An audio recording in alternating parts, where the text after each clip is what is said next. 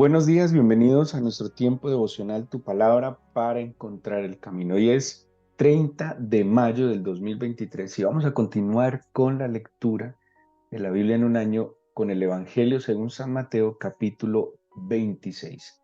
Mateo 26.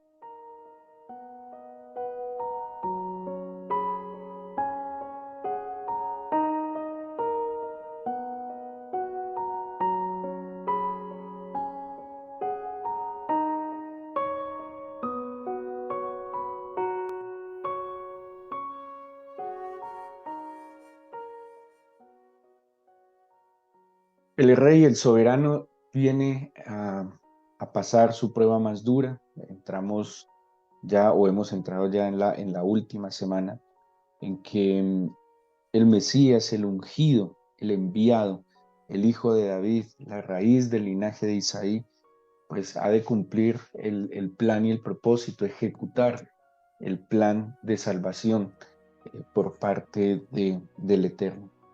Eh, Tenemos aquí unas escenas muy particulares que en lo que pues, los evangelistas trataron de recopilar para nosotros, pues nos deja ver la esencia de nuestro Señor, pero también cómo en la medida en que, o nosotros no solo la esencia del Señor, sino también la actitud de santidad y de disposición de sus seguidores de agradarle, de amarlo, de servirle.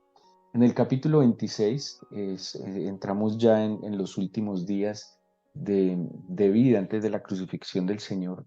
Tenemos diferentes escenas, diferentes personajes, diferentes actitudes, contradictorias algunas, opuestas sin duda alguna, pero donde nosotros también podemos identificar esas actitudes y posturas y poder asumir la mejor de la mejor manera. El Señor es el mismo, ¿no? En Él, como dice Santiago, no hay mudanza, no hay sombra de variación, es el mismo ayer, hoy, siempre.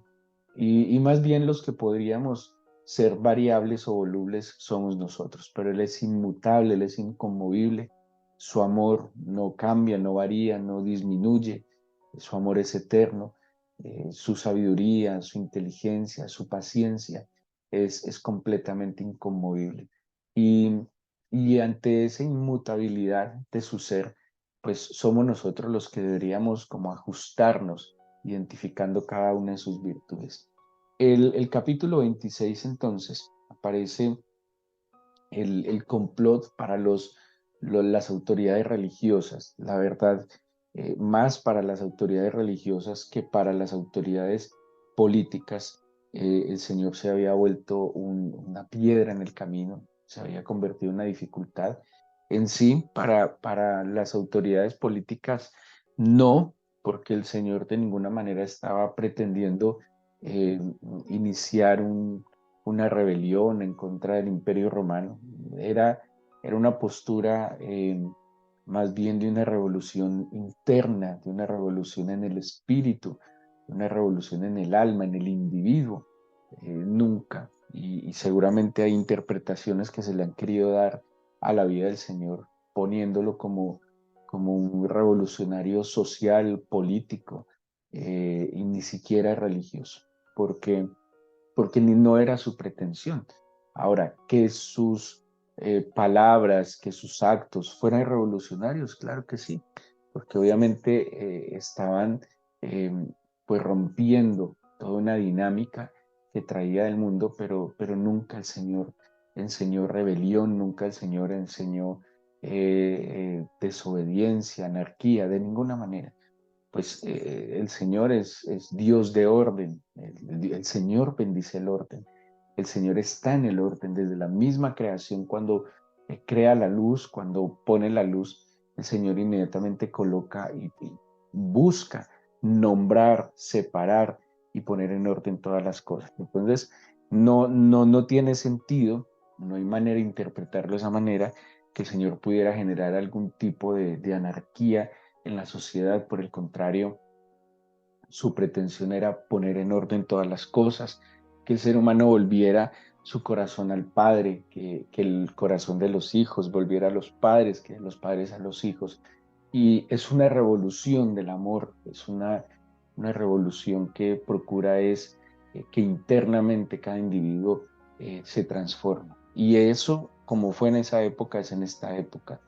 Cuando el individuo cambia, cuando el individuo interpreta, entiende las verdades del Señor eternas y su ser interior cambia, pues ese es el cambio de la sociedad que se ha pretendido en la venida del Señor. ¿Sí? Que cada individuo cambie, esa influencia de ese cambio ayuda a que su familia tenga dinámicas diferentes y la sumatoria de varias familias con dinámicas diferentes ajustadas al plan divino, con toda certeza traerían transformaciones a la sociedad. Y qué bueno que pues pudiéramos transformar la sociedad desde ese punto. El Señor es ungido en Betania, aparece esta escena que es contada con diferentes matices en los otros tres evangelios, incluso en el Evangelio de San Juan, solo que el Evangelio de San Juan es una escena ya un poco diferente, que aparece una mujer en Marcos, es muy similar el relato que aparece de la unción del Señor. Lucas tiene un ingrediente diferente, coloca como una mujer pecadora y Juan incluso le da nombre a esta mujer. Ahora, es la misma escena, es el mismo momento, es la misma mujer, puede que sí, acordémonos que estos relatos fueron escritos mucho tiempo después, fueron recopilados de una tradición oral, años después, estamos hablando de por lo menos el evangelio más antiguo tendría eh, más o menos 30 años después de los hechos, y todo se construye desde una tradición oral. Ahora imagínense, son los apóstoles seguramente contaban estos relatos a sus discípulos, seguramente a sus familias. Cuando el Señor resucita y en el Espíritu Santo se establecen pequeñas comunidades, para nosotros serían, o más bien la misma Biblia lo plantea como casas de oración, en otros lo llamarán grupos de oración, pero esas eran las iglesias locales que se estaban estableciendo y lo que hacían era seguir el culto judío, era lo que tenían, y hablar de los dichos del Señor. Entonces, cuando se recopilan y se llevan a la escritura, pues seguramente cada uno también recoge de las fuentes que tomó, de lo que escuchó, de lo que recopiló, y tenemos entonces esta escena. En tres evangelios habla también mencionan en Simón el leproso, Simón el fariseo, pero el Evangelio de Juan menciona lo que podríamos ver es la casa de Marta, María y su hermano Lázaro, y en una escena diferente, pero con un fondo que es igual, y eso es lo que nos tenemos que centrar. Ahora, si fueron dos mujeres diferentes las que ungieron al Señor, bueno, una unge su cabeza, otra viene a sus pies a adorarle, ¿sí? Pero lo esencial es lo que en lo que nos tenemos que centrar. Haya sido una o dos mujeres, haya sido la misma y que cada uno tomó lo que se acordó a la hora de escribirlo. Aquí vemos un acto de una mujer profundamente agradecida, una mujer no solo profundamente agradecida, sino una mujer profundamente enamorada en el buen sentido de la palabra del Señor. El enamoramiento y el amor no solo se da entre parejas, ¿sí? Entre esposos. El enamoramiento también en este caso está en el adorador hacia su Señor. ¿Y qué tenemos acá? Dice que estaba Jesús en Betania, en casa de Simón el leproso. Vino a él una mujer con un vaso de alabastro de perfume de gran precio, lo derramó sobre su cabeza, estando sentado a la mesa. Al ver esto, los discípulos se enojaron diciendo, ¿para qué este desperdicio? En otra escena, creo que en el Evangelio de San Juan, este dicho lo ponen en boca ya de Judas, que dice que él no tenía cuidado de los pobres, sino que él le gustaba sustraer de la bolsa. Entonces, pareciera que hubo una misma escena, pero cada uno con el pasar del tiempo le agregó, le colocó otros ingredientes, cambió seguramente algunos nombres, pero el punto es que la escena existió, que el momento existió, que la situación existió. ¿Y de qué se trata la situación? Está el Señor, está la mesa, aparece una mujer que lo ama profundamente y que decide, y en esto, y es lo que quiero tratar de transmitir, este es el acto de la adoración, el acto de la adoración como un perfume aromático delante del Señor.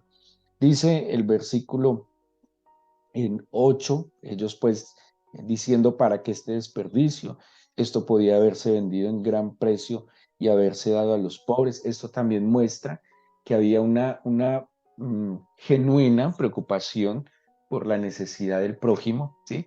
Esto nos muestra que en la comunidad del Señor pues había una sensibilidad social, una responsabilidad social. Esta reacción también es lo que los discípulos seguramente vieron en el Señor. Los discípulos percibieron en el Señor ese anhelo y ese compromiso con la necesidad del prójimo y no lo podemos juzgar a primera mano. Acordémonos que los discípulos pues todavía tenían sus inquietudes frente al Señor y ellos vinieron a entender claramente que Él era el Mesías fue cuando resucitó y convencidos ya sin más dudas cuando el Espíritu Santo vino sobre ellos, pero mientras estaba con ellos, en ellos todavía había ciertas inquietudes. Es que no es tan fácil. Para nosotros es muy fácil muchas cosas, pero para ellos en ese momento no era tan fácil. Eh, eh, Aceptar y creer realmente que él era el Mesías, ¿sí? Lo amaban profundamente, era un personaje único, singular, dulce, tierno, firme, comprometido, y era imposible no amarlo, y por eso lo seguían, por eso también lo obedecían, y por eso ellos mantenían la esperanza que en verdad fuera el Mesías. Pero entendamos que no era tan fácil creer y en medio de lo que ellos estaban viviendo. Así que ellos en un acto, porque, insisto, solemos juzgar como si nosotros no hubiésemos actuado tal vez de la misma manera en aquel entonces. Eh, Solemos juzgar a aquellos que decían crucificadle, crucificadle, como si tal vez nosotros también en esa época tal vez hubiésemos estado en ese grupo de personas. Aquí vemos unos discípulos que en una reacción humana reaccionan bien a lo que seguramente ellos también habían visto el compromiso del Señor. O sea, claro, es inexcusable porque seguramente les falta estar seguros, les falta convicción, pero esa convicción no va a venir sino hasta la plenitud del Espíritu Santo. Dice entonces el versículo 10, entendiéndolo el Señor les dijo, ¿por qué molestáis a esta mujer? Pues ha hecho conmigo una buena obra. Porque siempre tendréis pobres con vosotros, pero a mí no siempre me tendréis. Porque al derramar este perfume sobre mi cuerpo lo ha hecho a fin de prepararme para la sepultura. De cierto os digo que donde quiera que se predique este evangelio en todo el mundo también se contará lo que ésta ha hecho para memoria de ella. Espectacular. Pues mire todas las escenas que tenemos acá. Esto es un acto de adoración. Esta mujer está haciendo un acto de adoración público, ¿sí? Público, delante de los discípulos que estaban, pues ya Betania es una aldea que queda al frente de Jerusalén, es el lugar donde estaría, es como la cima del Monte de los Olivos, para que nos demos una ubicación, y desde el Betania se vería hacia la ciudad de Jerusalén. Estando en ese lugar, entonces, cenando, llega esta mujer y hace este acto de adoración. ¿Qué manifiesta este acto? Primero, amor y gratitud. Si lo cruzamos con la información que nos da Lucas, aparentemente era una mujer pecadora. El Señor expresa que al que más se le perdona, más ama. Aquel que es consciente de que el Señor más le perdonó, seguramente más le va a amar porque entiende que recibió más de él, porque tal vez su vida no era digna, tal vez su vida estaba completamente ajena a la luz, a la verdad, a la bondad, a las virtudes, y el Señor aún así le extiende su mano de misericordia, el Señor aún así le perdona, pues la reacción normal, ¿cuál es?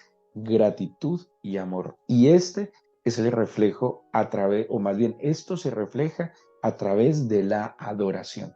Pero también vemos que la adoración no necesariamente es muy lógica, por lo menos a los ojos de los hombres.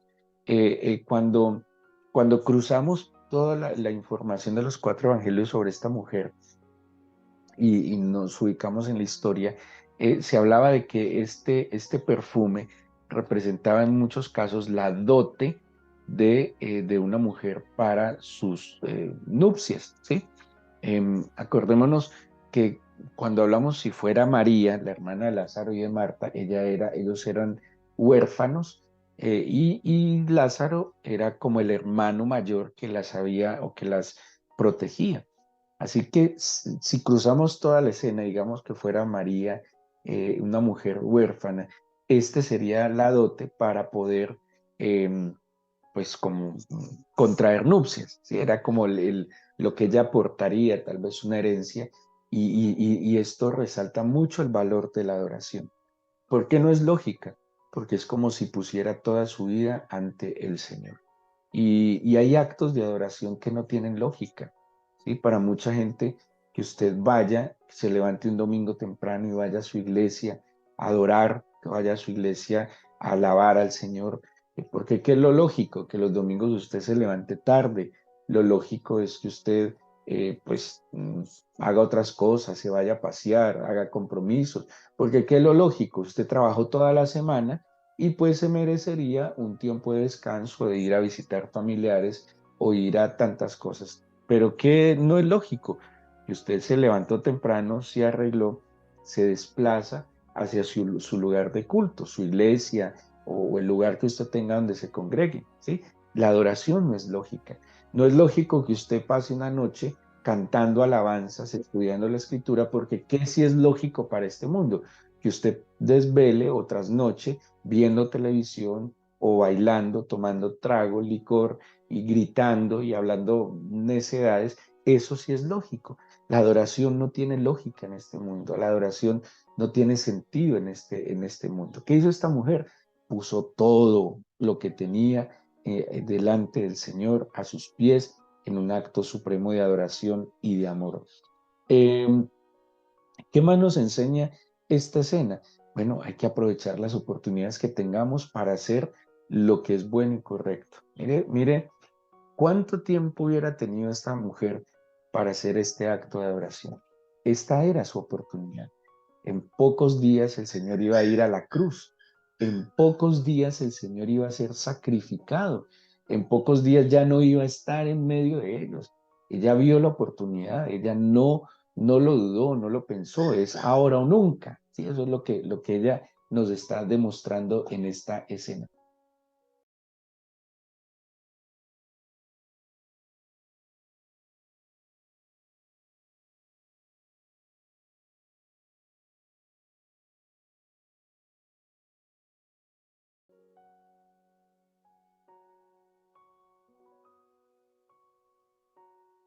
Ella entendió esta oportunidad que tenía para honrar al Señor, para bendecir al Señor. ¿Sí?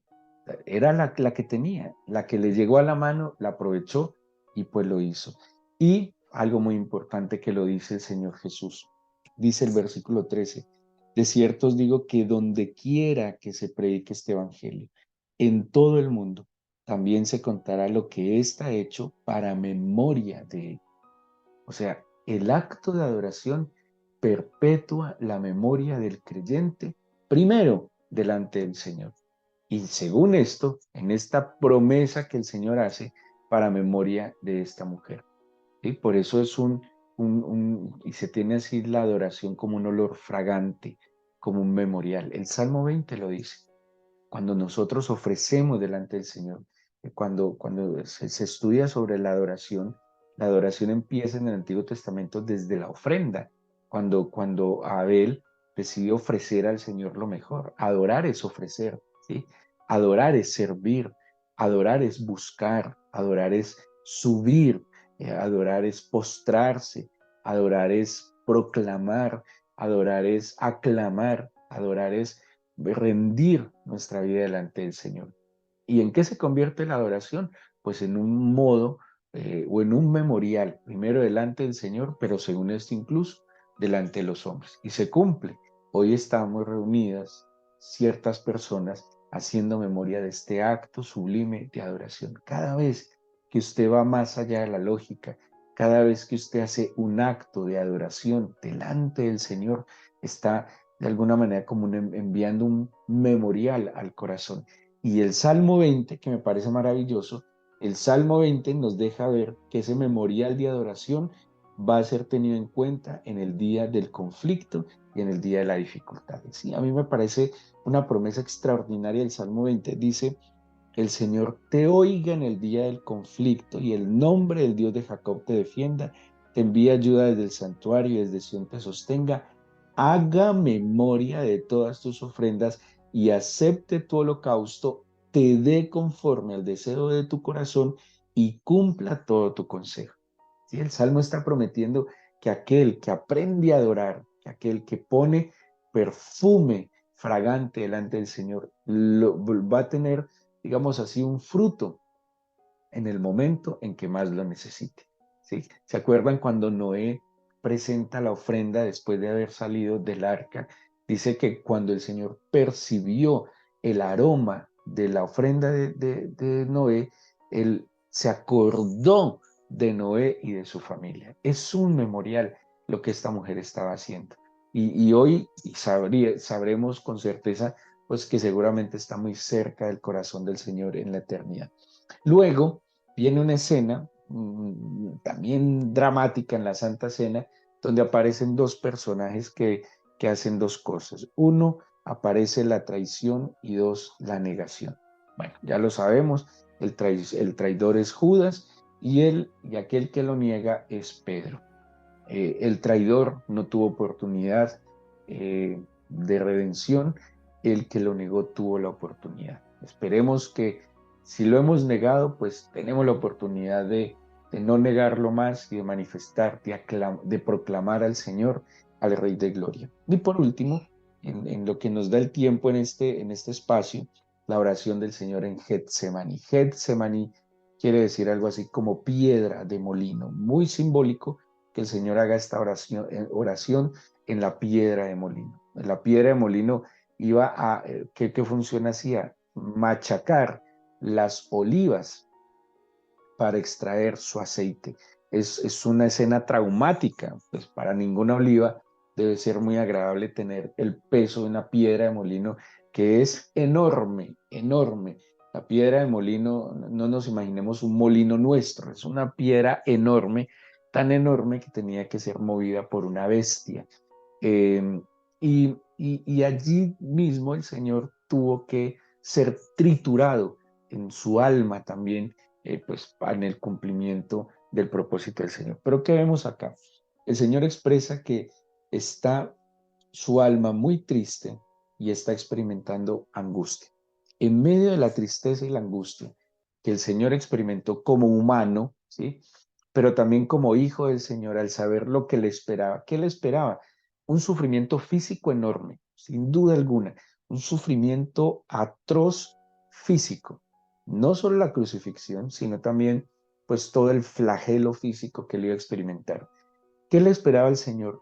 Un impacto emocional fuertísimo, porque no debe ser nada agradable, ni en aquella época ni ahora, que aquellos que le decían que lo amaban, que aquellos que le seguían, que aquellos que se supone estaban con él, luego iban a gritar a viva voz que le crucificaran e iban a proferir insultos. O sea, aquellos que en algún momento le decían, Maestro, ayúdanos, tú eres el Hijo de David, hosana en las alturas, bendito el que viene. Días después, esos mismos iban a gritar en contra, ¿sí? Lo iban a ofender. Para nadie, no sé si en algún momento usted le haya ofendido a alguien conocido o alguien que le haya dicho que algo bueno y luego lo va a insultar, eso también pesa el alma. Entonces, la expectativa de un sufrimiento físico, la expectativa de un padecimiento emocional, psicológico, pero también la expectativa de un padecimiento espiritual porque al ir a la cruz y llevar el pecado del hombre, del ser humano sobre él, pues la comunión con el Señor quedaría interrumpida. Por eso él está experimentando angustia y está experimentando tristeza normal. ¿Qué hizo en medio de la angustia y la tristeza? Dice que se separa y va a orar, versículo 39. Se postró sobre su rostro, orando le decía: Padre mío, si es posible, pasa de mí esta copa, pero no sea como yo quiero, sino como tú. Lo hace 3 veces, como Pablo dice que él oró al Señor 3 veces para que quitara de sí esa dificultad. 3 veces, pero orando fervientemente. Cuando termina la oración las 3 veces, él se levanta tranquilo, convencido, la tristeza se había ido y la angustia había desaparecido. La situación seguía latente, muy tenaz, porque generalmente nosotros oramos para que la situación se quite, para que el problema desaparezca, para que la necesidad se supla. Pero el Señor oró más que fuese quitada la dificultad o que el problema desapareciera o que se supliera la necesidad. El Señor experimentó la voluntad del Padre. Eso era lo que buscaba en la oración. Sí, nosotros generalmente en la oración, y es como muy normal y muy natural de nosotros como humanos, pedimos que se solucione según nuestro beneficio. Pero ¿qué tal si cambiamos la oración en medio de la angustia y la tristeza y le decimos que se haga su voluntad? Que estamos dispuestos a que haga su voluntad. Saben que experimentaremos paz, tranquilidad y la certeza de que el Señor tendrá en control la situación. ¿Qué surge después de esto? Pues el Señor se levanta y cumple el propósito del Señor. Como la respuesta del Señor pudo haber sido: ¿sabes qué? Sí, no vayas a la cruz. Voy a enviar unos ángeles que acaben con esto y te vienes para la gloria. Esa pudo haber sido una respuesta. Esa pudo haber sido la voluntad del Señor en ese momento. Pero en este caso la voluntad fue: no, hijo, ve a la cruz por amor a ellos. Tú los amas y estás allí para salvarlos. Por eso el Señor se levanta tranquilo con la certeza que esa era la voluntad. El propósito de la oración final, ¿cuál debería ser? Comprender y experimentar que la voluntad de Dios es agradable y perfecta, como dice San Pablo. Y cuando yo experimento que la voluntad del Señor es agradable y perfecta, me puedo levantar con la certeza que Él está conmigo y cualquiera que sea el desenlace de la situación, el Señor estará conmigo. Y si Él está conmigo, ¿quién contra mí? Él es la fortaleza de mi vida. Porque si no fuese así, ¿qué tal que la respuesta del Señor no sea acorde a lo que yo deseo? Entonces me va a frustrar, me va a ir en contra del Señor, entonces terminaré completamente mi vida en medio de la angustia y la tristeza. No, la respuesta de la oración fue la perfecta y agradable voluntad. Lo entendió el Señor, lo comprendió el Señor, lo aceptó y tuvo la fuerza, tuvo la determinación, tuvo la paz de poder terminar el cumplimiento del propósito del Señor sabiendo que era lo que era perfecto para la salvación del hombre, pero también para la gloria del Padre. Vamos a entregarle al Señor este día en oración, dándole gracias por su palabra y por darnos vida una vez más.